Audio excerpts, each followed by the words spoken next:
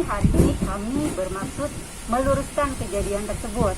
Nah, yang pasti pertama saya mau membantah beberapa poin di sini.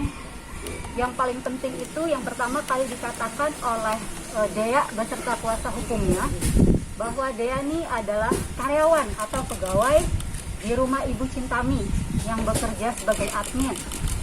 Di sini kalau kita mau bilang karyawan, secara hukum karyawan itu dibuktikan hanya dengan adanya kontrak kerja. Nah, kami tidak pernah membuat kontrak kerja dengan Dea, sehingga Dea bukan karyawan dari Ibu Cintami. Kenapa ini perlu saya jelaskan? Karena berita yang beredar itu tulisannya anak Cintami Atmanegara menyiksa karyawannya sendiri. Itu kejam banget. Jadi harus diluruskan seperti itu. Kalau memang Dea merasa bahwa ia sebagai karyawan, tolong tunjukkan bukti kontrak kerjanya sebagai karyawan kepada kami atau kepada teman-teman wartawan. Seperti itu. Kemudian Dea ini juga menyatakan bahwa dia diusir. Di sini sejak awal Dea diterima oleh Ibu Cintami sudah dijelaskan bahwa Dea hanya tinggal sementara. Pagi tadi saya baru saja membuat laporan dugaan pengerusakan yang diduga dilakukan oleh Deani Ipanda. Diduga dilakukan ya. Ini laporannya. Polres Selatan juga, Bu? Iya, Polres Selatan. Oke, cukup ya. Nah, untuk membuktikan dengan adanya visum ada tidaknya penganiayaan ini, ada proses yang panjang yang harus dilewati. Kami di sini benar-benar ingin menjalani proses ini sampai kami tahu apakah benar adanya penganiayaan tersebut terbukti atau tidak, seperti itu. Nah, kalau ternyata tidak terbukti, maka kami akan melaporkan balik dengan dugaan pencemaran nama baik melalui media elektronik. Jadi Dea itu dia bukan karyawan saya. Saya memberikan Dea itu pekerjaan karena melihat seorang wanita yang pergi malam pulang pagi. Karena saya melihat dia begitu terus hidupnya, jadi saya berinisiatif untuk membimbingnya supaya menjadi wanita yang normal lah. Gak usah ikut-ikut anak laki lah, pergi malam pulang pagi. Jadi saya terpikirkan menasehati. Saya panggil satu hari dengan susah payah itu juga ya.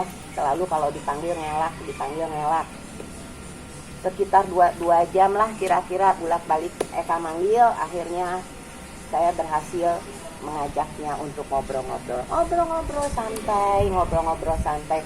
Saya kasih masukan banyak sekali. Menjadi seorang wanita itu harus bagaimana, sebaiknya begini. Belajarlah yang banyak dari saya. Saya ingin membimbing karena saya lihat ibunya kok nggak ada di sisinya ya, nggak ada. Dia kelihatannya hidup sendiri, walaupun dia bilang ibunya itu tinggal di Bali, dititipkan oleh sahabatnya ibunya.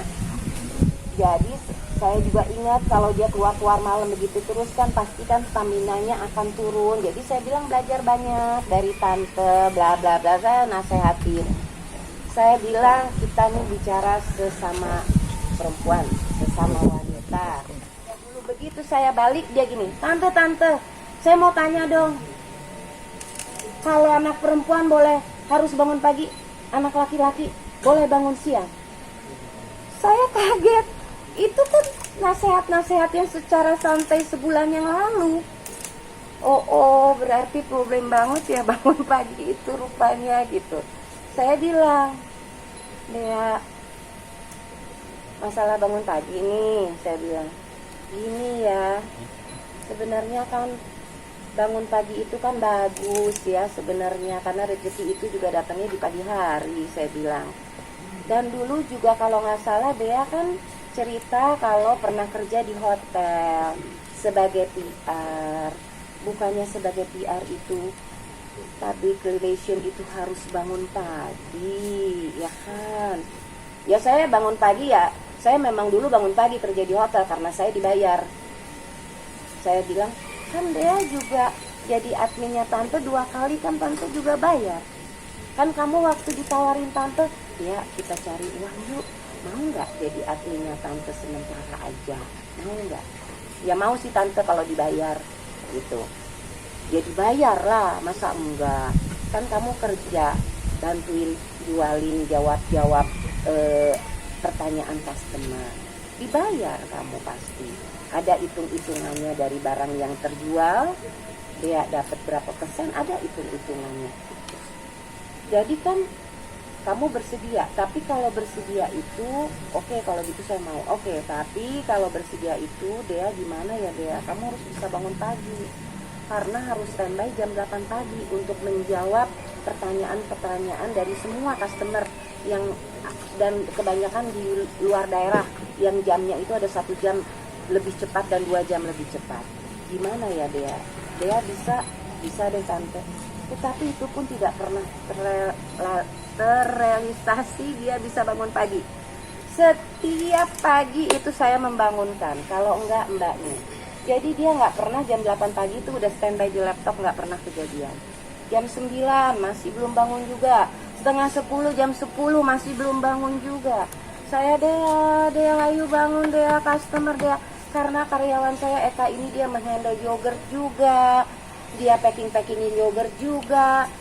Jadi harus ada 2 memang admin itu, untuk yogurt dan untuk fashion saya di kami official. Dia akhirnya dengan tergopoh-gopoh jam 9 akhirnya duduk berharap dia lebih pagi gitu di situ. Kita setengah mati setiap hari bangunin. Dia bangun Dea, akhirnya dia dengan muka ngantuknya, saya bilang aduh kenapa sih kok belum bangun. Ternyata belum bangun itu karena malamnya tetap dia jalan. Bangun jam 5 pagi, ya mana bisa lah ya, kalau bangun jam 5 pagi itu jam 7 udah standby. Ya tidur jam 5 pagi, baru pulang jam 5 pagi, standby jam 7 pagi udah harus bangun dan ya. Jadi dengan muka ngantuknya gitu ya, tante bilang ya please tolong. Ini udah banyak sekali yang nanya-nanya customer segala macam gitu. Jadi juga nggak disiplin. Ya, 19 Juli saya nanya lagi sama dia. Dia masih mau jadi admin apa enggak nih? Apa mau orang lain aja? Ya udah deh tante, saya mau jadi admin lagi tanggal 19. Saya belum kapok nih ya, bangunin dia pagi rupanya. Ya udah akhirnya jadi lagi admin 4 hari lagi, hari Minggu jam 2 sampai hari Rabu. Nah setelah itu saya give up, angkat tangan, karena nggak mungkin lah saya terus-terusan bangunin dia setiap pagi untuk menjawab pertanyaan-pertanyaan customer. Harus ada kesadaran. Habis itu ya sudah selesai. Nah terus saya juga bantah. Dia bilang selama dia diseret ya, dia bilang mohon ditanyakan kepada bapak-bapak yang ada di belakang saya diseret atau bukan. Saya mengeluarkan kata-kata apa? Syukurin lo. Syukurin lo. Apa tuh? Dia bilang apa sih? Syukurin lo. Rasain lo. Biar tahu rasa gitu kalau nggak salah. Saya mana pernah nyukur-nyukai, ini bukan saya banget. Bukan saya banget kalau saya nyukur-nyukurin orang ya.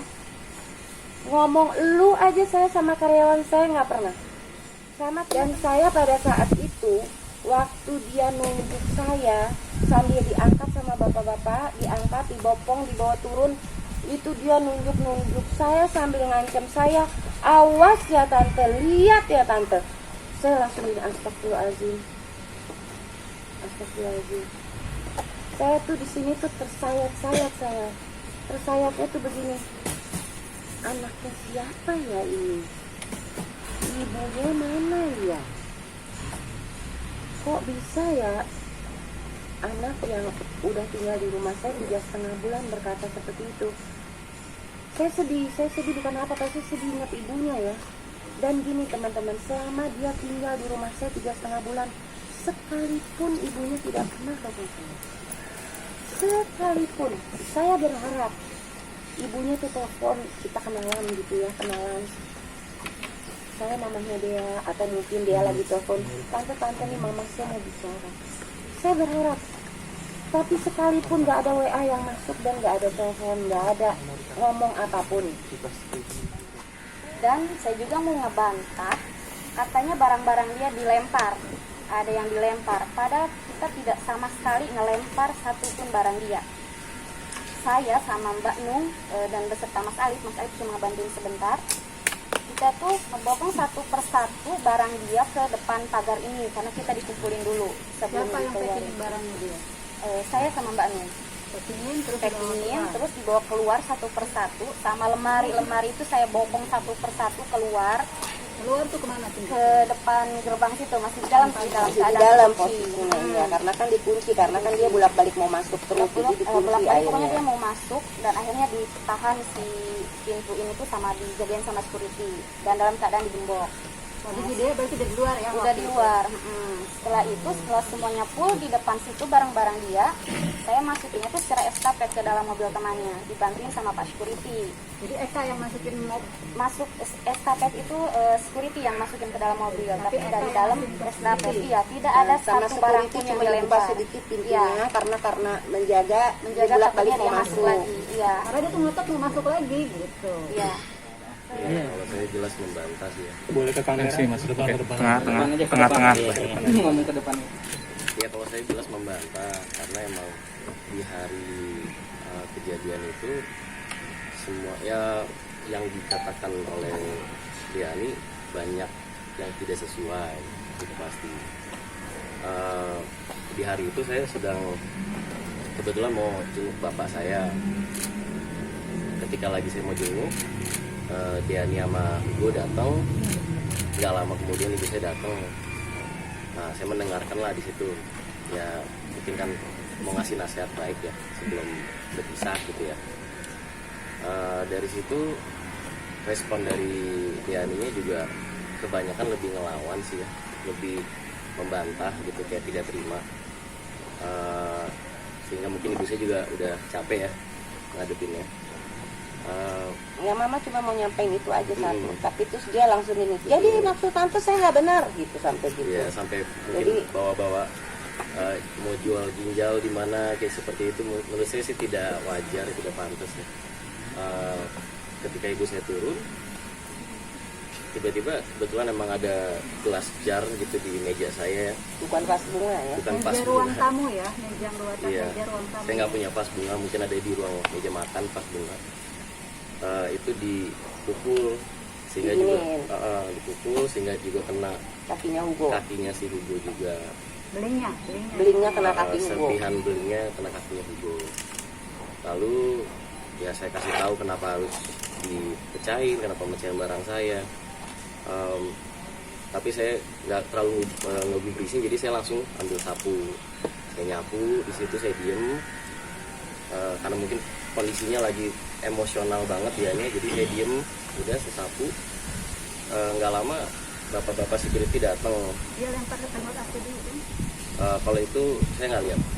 Tapi Saya nggak Hugo lihat dia lempar remote AC ke pintu. Hugo yang masukin baterainya lagi karena baterainya keluar dari itu. Iya. Udah. Nah, ketika bapak-bapak ini datang, ya saya masih terus nyapu, tiba-tiba kayak dia nyariin ibu saya gitu. Ya, nyokap lu mana gitu. Ya kan udah Ngomongnya gitu yang benar, Ngomongnya gimana ngomongnya caranya? nyontohinnya, Oh, gitu. ngomongnya. Ya gitu ya. Gaya gimana ngomongnya? Ngomong kok. Iya. Nyontohin yang benar dong. ya nyokap lu mana segala macem gitu kan. Saya bilang ya kan ke bawah, kan udah turun ke bawah. Mana apa saya bilang, kamu pikir dong pakai otak, kalau misalkan ibu saya tuh males sama kamu, udah digituin sama kamu gitu kan. Otak saya mana saya bilang. Ya otak kamu didengkul kali mungkin ya, saya bilang.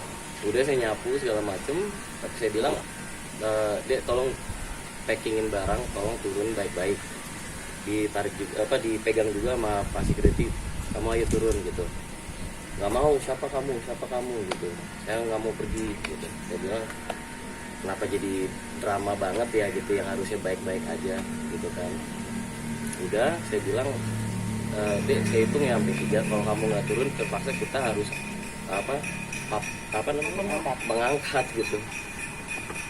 Saya hitung 1, 2, 3 tapi kayak masih menantang dengan dagunya naik ke atas 3 cm gitu ya. Kalau gua nggak mau pergi mau apa Iya gitu, kayak nantang gitu. Kalau saya nggak mau pergi mau apa? Dia bilang wah ini agak ya terganggu ya kayaknya nih orang. Udah gitu udah saya angkat, kebetulan saya ngangkat itu di paha. Saya angkat di paha pelan-pelan, tapi ketika saya angkat kena apa namanya benturan Berontak, dari ya. apa namanya Sikut. Saya ke sikut kena sini, terlepas lah. Nah kebetulan itu deket tangga banget, jadi dia kayak mau kepleset ke tangga. Tapi bukan jatuh ngegelinding seperti yang dia Enggak. bilang ya, enggak. Nggak ada. Terus udah gitu dia balik ke saya karena saya refleks masih kesakitan, kedorong sama saya. Tapi ada salah satu bapak security yang deket saya emang megangin gitu. Terus saya turun, Yang siapa begini dia? megangin dia nih. Itu dia nggak jatuh ya waktu kedorong Nggak gitu jatuh. ya. Udah diturun ke deket tangga. Nah ibu saya juga bilang udah turun pergi, Ya pergi, saya kan pergi. di tangga Karena terus panik. ya cepet. Dia kan ngamuk-ngamuk tuh, keluarin kata-kata yang nggak baik lah gitu, yang nggak senonoh. Jadi saya cuman Dea, cepet Dea, kamu keluar dari rumah tante Dea, jangan bikin ribut di sini, ayo Dea keluar gitu. Udah. Nah udah saya balik lagi ke atas, saya naik lagi ke atas. Dea sama satpam. Saya nyapu lagi kan, segala macam. Saya bilang ke Ugo, ini temennya kayak gini gue yang kamu pengen dekat gitu. Dia maaf nih, dia juga sebenarnya juga nggak enak hati di situ. Udah nggak lama saya udah bersihin kacanya, saya turun ke bawah ke lantai 1. Kemudian ibu saya bilang itu mobil kamu kayaknya dihancur-hancurin ya, sama Pak dirusak-rusakin ya. Dia bilang Tendang dipukul. ya saya kaget kan, saya bilang itu juga ada mobil baru. Saya turun ke bawah, benar emang lagi udah habis dilempar ternyata ya itu pakai bangku ya. Cuma saya nggak lihat kejadiannya itu dia lemparnya seperti apa gitu. Nah saya mencoba menjauhkan si Dian ini dari mobilnya. Saya jauhin, kebetulan ada satpam juga. Nah sebelumnya kan kamu keluar, dia lagi mukul-mukul mobil kamu, terus kamu keluar, kamu bilang terus rusakin aja deh ya, nggak apa-apa terserah. Ya udah, jadinya saya pisahin udah segala macem.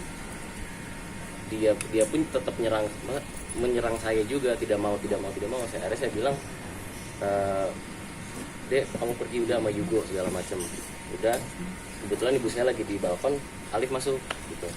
Ya karena saya takutnya kelepasan, saya cabut aja gitu kan. Saya masuk dan nundung lagi pintu, dikunci, ya kan, dikunci, digembok. Ya udah packingin barangnya. Ya udah saya packingin barangnya bertiga, saya ya kan.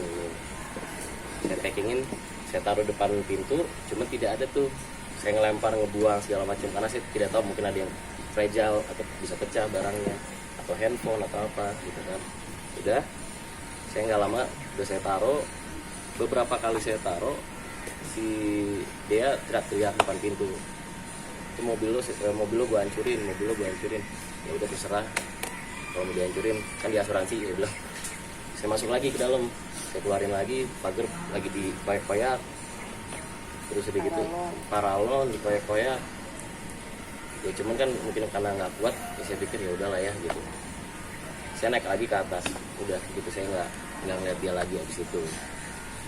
Dan saya juga tidak tahu kenapa itu mukanya bisa merah gitu, karena nggak mungkin posisi saya di dalam gitu, nggak mungkin saya di depan dia juga kan dikunci gitu. Emang pada dasarnya sih dari sekitar mungkin sebulan lebih dia tinggal, saya lihat emang sifatnya emang agak temperamen ya. Cuman lebih kayak kalau ada masalah dia tidak mau hadapin, dihindarin gitu, dicabut. Beberapa kali kita sepedaan bareng juga, kalau lagi moodnya jelek hampir mau ketabrak mobil, ya udah bilang ambil jalur kiri, dia ambil jalur tengah gitu. Jadi kayak ya karena saya juga bukan orang tuanya, nggak perlu saya kasih tahu terus kan gitu ya, itu kan harus tahu sendiri ya. Dan dia juga bilang waktu itu pernah ngeposting instastory saya, instastorynya dia, saya dibilang egois segala macam sama dia, cuman gara-gara dia tertinggal dari kita mau sepedaan bareng sama satu komunitas sepeda. Karena kita berjalannya barengan, cuma karena mungkin dianya yang kurang tidur atau gimana, kurang semangat, tertinggal. Tapi itu pun saya tungguin di satu tempat tambal ban, saya tungguin karena kebetulan ban saya juga lagi bocor, dan itu emang jalan cuma lurus doang di arteri. Nah, nggak lama saya tungguin kok nggak datang, saya juga nggak ada pulsa, nggak ada kuota. Ya udahlah, saya cari tempat ada wifi-nya. Pas saya cek itu ada tekan dari dia, Alif begini, Alif begitu, Alif begini. Saya bilang, ya orang kenapa ya gitu, apa-apa diposting gitu ya, kan nggak pantas ya kayak gitu ya, apalagi habis kita kasih tempat tinggal dan kita charge apa-apa gitu kan. Dan emang saya kenal dulu di kuliah gitu di BINUS, cuma nggak pernah berbicara atau berkomunikasi sama dia. Udah pas sampai tempat yang ketemu sepeda, itu pun juga saya tanya, ini kenapa ya kok di tag kayak gini? Oh, saya difitnah habis tuh, kamu tuh begini, kamu tuh begini. Loh, kan yang lelet kan situ ya, nggak mungkin kereta api nungguin penumpang kan, kita sebagai penumpang harus nungguin kereta apinya gitu loh. Makanya saya duluan gitu, itu kok saya tungguin kok gitu. Dia itu nggak punya sepeda. Jadi dia itu pakai sepedanya temennya Alif. Iya. Ada temennya Alif yang tinggal di sini udah lama ya, udah sahabat banget sama Alif. Udah lama sekali tinggal di sini. Dia punya sepeda 3. Dia itu pakai sepedanya temennya Alif itu dia nggak izin. Sepedanya ada 4. Ada 4 ya. Pokoknya nggak izin. Dia pakai aja tuh sepeda. Nanti kalau Alif bilang, dia izin nggak sih? Nggak izin, udah biarin aja. Emang nggak dipermasalahkan sih sama temennya. Biarin aja dia Ya, pakai nggak apa-apa. kan mau olahraga ya maksudnya nggak. Tapi sampai sekarang tuh sepeda kagak balik. Sampai sekarang tuh sepeda entah kemana. Kemarin saya bilang, Mas kamu nggak nyari sepeda? Alah udah biarin aja. Sama kayak pertama kali mobil saya dihancurin kacanya dan lecet-lecet segala macam. Bu Yasmi kan udah ngomong sama saya, teh nggak bisa teh laporin teh. Allah, udahlah ngapain sih? Saya ini udah bersyukur dia keluar dari rumah, udah nggak usah lapor-lapor begitu, nggak usah. Toh juga nggak akan bisa ganti, kan dia juga nggak punya uang, saya bilang. Jadi kan nggak mungkin bisa ganti juga. Iya tapi kan ini harus dilaporin dong ini. Ya sekarang ya terpaksa. Saya dengan berat hati ya saya harus lapor. Sebenarnya saya nggak mau lapor, karena saya anggap ya sudah, yang sudah berlalu sudah. Tapi karena dia begini, ya lapor ya. Nanti berarti ada dugaan pencurian sepeda juga di sini dong? Enggak, kita nggak mau bilang itu, kita nggak mau bahas itu. Iya, Kita di sini karena- cuma ngejelasin bahwa Dea tidak punya sepeda, Dea menggunakan sepeda temannya Alif. Tapi kan tidak balik. Tidak balik. Ya, Berarti ada tapi dugaan ke sana. enggak, kita nggak bilang itu dugaan pencurian. Kita cuma bilang sepeda ini dipakai sama Dea sampai sekarang dan belum dibalikin. Silakan mengartikan sendiri itu apa. Berarti laporannya cuma dugaan pengerusakan doang ya? Kita hanya melaporkan dugaan pengerusakan mobil. Kapan itu laporannya Mbak? Baru pagi ini nanti boleh difoto, kalau mau difoto Bisa disebutin pasal berapa? 406 pasalnya, pengerusakan pasal 406. Saya juga kaget, ya kan tiba-tiba itu dia sudah untuk bilang, saya ingatnya, masuk trauma di tahun begini. Ya kan? Sudah begitu, si ibu Cintami kita saya minta tolong, ada apa? Dan atas katanya ada orang ngamuk, saya ke atas, ada Mas Alif lagi. Saya bilang, Dek kamu jangan rusak, saya bilang gitu, ini orang apalagi kamu sampai begitu begini kan, dan teriakan, saya bilang gitu, ya kan, udah kamu turun aja, saya malah dibentak, bapak siapa? Ya kan, saya balikin, saya seperti wilayah, saya ada hak dong, saya bilang ini warga saya, gitu kan, dia tetap aja masih lewat, gitu kan, saya Mas Alif angkat kan, begitu diangkat, dia tetap nggak mau tuh. Kan tuh tetap kena sikit ke Mas Alif tuh, dia kaget, dia refleks gitu kan. Saya pegangin dan berdua teman saya ini sampai di bawah, dia berbakan di badan, saya angkat berdua, satu tangan. Dia berontak nggak Pak? Berontak terus. Berontaknya kayak gimana? Merontak sama sekali. Merontak. Saya tetap saya angkat gitu kan. Diangkat bukan diseret kan? Bukan diangkat, nggak ada kata diseret ya. Saya angkat. diangkat di sebelah mananya. Iya kan? Bapak pegang bagian apa angkat dia? Saya megang bagian tangan. Bapak abang ini Bagian kaki. Bagian kaki. Terus lepas kan di depan Lepas rumah saya di situ depan pintu ya, lepas. lepas di balkon. Saya masuk angkat lagi. kembali. Dia mau masuk lagi, saya tahan. Kemudian saya papak berdua. Di papa. Dipapahnya gimana? Di papak tangan. Satu-satu. Ini saya satu. Terus dia menjatuhkan dirinya. Nah, ini dari posisinya, enggak posisi tidur ya begini. Masih meronta-meronta nggak waktu Dia mau masih dibawa? Tetap masih meronta-meronta kakinya. Sampai bawah pun dia tetap meronta-meronta. Berarti Bapak apakah benar melihat dugaan penganiayaan itu? Benar Oh, ada? Tidak sama sekali. Tidak ada. Tidak ada. Begitu lukanya saya juga tidak tahu dia kenapa saya tidak tahu. Berarti sama sekali tidak melihat ada dugaan penganiayaan itu ya? Tidak. Kalau dia bilang kan diseret tuh, diseret terus sambil diseret tonjok-tonjokin sama Alif, ditendang-tendangin. Ada nggak Itu kejadian? tidak ada. Tidak ada. Waktu Pak Kupung sama Pak Adang nurunin dia dari atas ke bawah lewatin saya, Alif itu di atas nggak turun. Saya tahu karena lewatin saya cuman sama Pak Adang dan Pak Kupung berdua lewatin. Terus yang dia nunjuk saya itu ngancem saya. Terus dia di pintu depan situ dia terlepas lagi, ya. Karena dia beronta-meronta, dia lepas gitu kan. Terus dia mau lari lagi masuk ke dalam rumah. Iya, dia lepas lagi, terus saya buru-buru kunci pintu. Terus ditangkap lagi sama mereka. Nah, terus dia kejeduk di pintu pagar. Situ. Iya. Ketika di pintu pagar sempat pintu pagar itu orang-orang sama dia. Dipukul semua tinggal. Diapain pintu pagar sama dia contohin? Bisa diorak-orak, bisa dipukul. Pukul begini. Berapa lama dia mukul-mukul pintu pagar? Ya sekitar 5 menit ada. Berarti lukanya itu karena kejedot ya? Karena kejedot. Karena begini. Ada kemungkinan. Karena tidak ada yang mukul seperti yang dia bilang ditonjokin sambil diseret, ditonjokin, ditendangin, itu kan tidak ada. Nah, kita pun lihat mukanya bingung. Jadi kemungkinan itu adalah kejedot-jedot dia sendiri saat dia meronta-meronta. Kan dia bilang tangannya biru tuh, tangan saya sampai biru-biru ya gimana Dia nggak biru? mukulin pagar besi. Mobil-mobil Alif dipukulin sampai begini, terus udah gitu itu juga di pintu besi juga dipukul-pukul. Ya biru lah. Itu pas kejadian terus dia posting-posting, "Hai guys, ini rumah siapa?" gitu-gitu. Waktu dia gitu-gitu dia langsung tag ke saya di Instastory. Eka yang ngasih tahu, "Bunda, dia tag ke Bunda." Saya tuh kan yang ada gemeter ya menyaksikan dia ngamuk-ngamuk di sini, terus dia jatuh-jatuhin badannya di aspal, tengkurap, habis tengkurap telentang, habis telentang dia lari ke situ, dia balik lagi, dia maki-maki. Saya tuh ngikutin aja terus dari jendela dari dalam. Oh udah kebun binatang deh semua keluar. Nah, saya yang ada kan gemeter, saya cuman gemeter, aduh nih, saya tuh pengen cepet-cepet dia pergi gitu.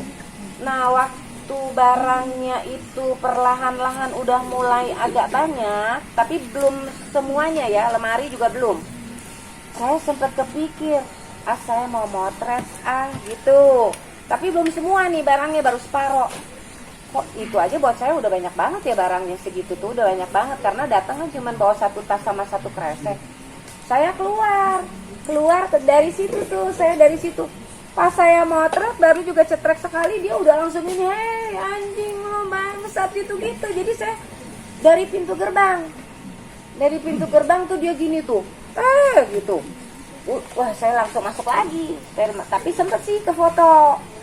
Jadi waktu itu dalam surat pun saya sebutkan minta penjadwalan ulang untuk Ibu Cintami dan Pak Syukur. Seperti itu. Jadi nanti Kalau Pak Syukur supaya kita datanya itu bareng, supaya datang. Kita kan lagi pandemik nih. Kemarin kan juga pas dipanggil tanggal 16 kan lagi PSBB ya. Seperti itu. Jadi dikarenakan PSBB, dikarenakan Bu Cintami operasi gusi, supaya semuanya tuh nggak 2 kali datang ke kantor polisi, biar satu sekalian antara Bu Cintami dan Pak Syukur didampingi saya 1 hari itu selesai gitu.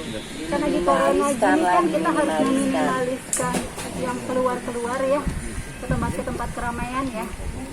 Seperti itu. Jadwal ulangnya kapan? Jadwal ulangnya kapan akan siap hadir? Saya sih dalam surat saya minta tanggal 28 hari Jumat ini. Sorry, tanggal 28 ya hari Jumat ini ya. Iya tanggal 28. 28 Senin. Hari Jumat saya mintanya. Tapi saya juga jelasin lagi.